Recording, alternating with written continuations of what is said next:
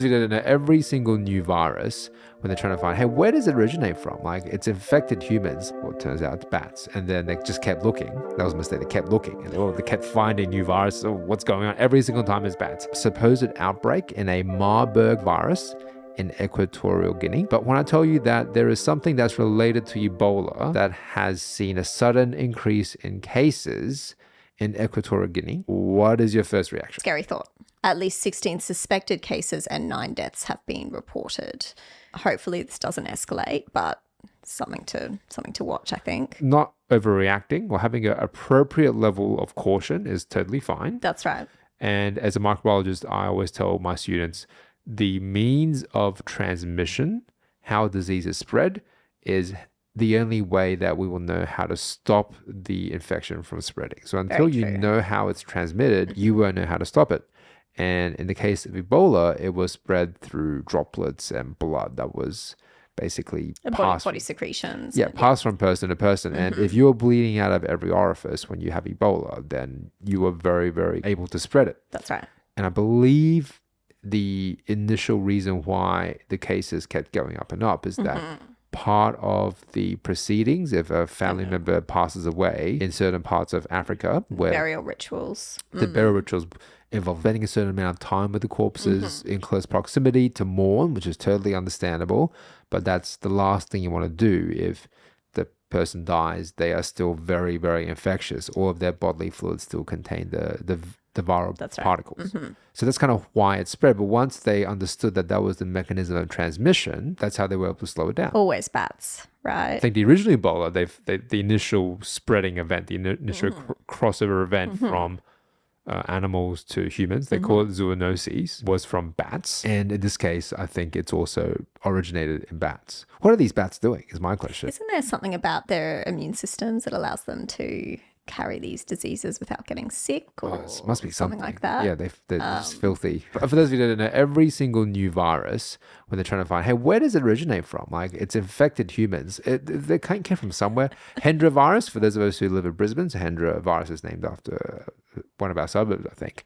And for a long time, it affects horses and affects humans as well. And people thought, oh, well, where did it come from? Where is the original kind of animal carrier? Or is it just out in the wild?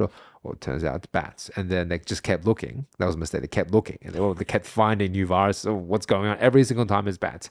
Every single time a new virus comes. Always the bats. We find it in bats. We have a new segment called The Connect, where we're trying to look at issues and things we talked about previously. That's right. And of course, when we read the headline first time, we don't know everything about it and we kind of banter a little bit. Then we'll go back and do a bit more reading and find out either we're wrong or maybe there's more information we weren't privy to at that time and feel a bit silly. So this is our mea culpa to kind of catch up on us. And the first issue and the topic that we talked about in the last episode was all about the idea of bats being, for some reason, particularly dirty and very... We vilified bats. We vilified bats. And this is really our apology to bats, because this is the article that was a little old now. It's not actually that brand new. Why do bats have so many viruses? Again, this article is from a few years ago. And the main takeaway from this article is the fact that bats are so full of different viruses that can cause global pandemics is not a weakness on their behalf. It's actually very much a strength. What is their molecular or biological strength? So a bat fan has written this. To start with, some species have an outsized number of genes for making interferons. For example, the Egyptian fruit bat, a natural host of Marburg virus, has 46 such genes. Humans have about 20. Okay, so they're making a lot more immune protein or immune genes that could trigger the immune response and keep any infection at bay, or maybe defeat the pathogen, or keep the numbers low below a certain threshold so that it never amounts to full-blown disease. And bats have a lot more of these genes apparently than humans do. Not that humans are the ultimate benchmark. We're quite weak, relatively speaking, as a species. We get sick very easily. Not that we're the benchmark, but yeah, they've got more than double of this type of gene. Because they've got a very active immune system, they can be asymptomatic carriers where they've got the disease.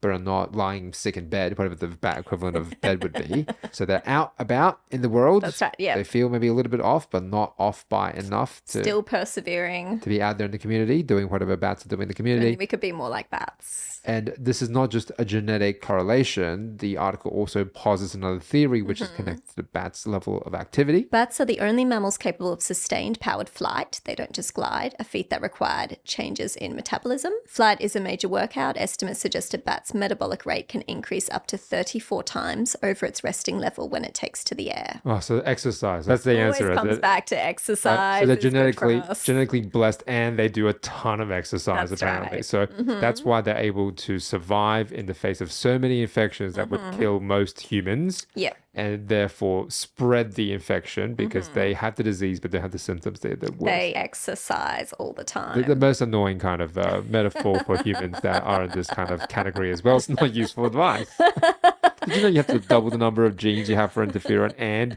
exercise beyond your wildest dreams? That's how you should respond to the GP that suggests this. That's Just right. Bring up the interferon argument. But it would be very interesting to further study this, of course, and how these mechanisms work. Right, but you have to put on every hazmat suit available to be able to get in the room with those Absolutely, bats yeah. because they are perfectly fine being infected with all the things that Yeah. very much kill the vast majority of Yeah, humans, or at least because make it so. PPE or personal protective equipment that we have to wear in the lab can be intense for working on bad viruses. It would just be crazy. I wouldn't want to be in that job. If it's not PC 3 or 4 for everything by default, I'd be very surprised. Yeah. We were veering into bat slander as again. This is again an apology to bats, not to say you are dirty, We were in dirty the people. process of apologizing, so let's not go off course. Let's not ruin our intentions. So thank you. Not thank you. We shouldn't be thanking bats. That's a bridge too far. I refuse to thank the bats.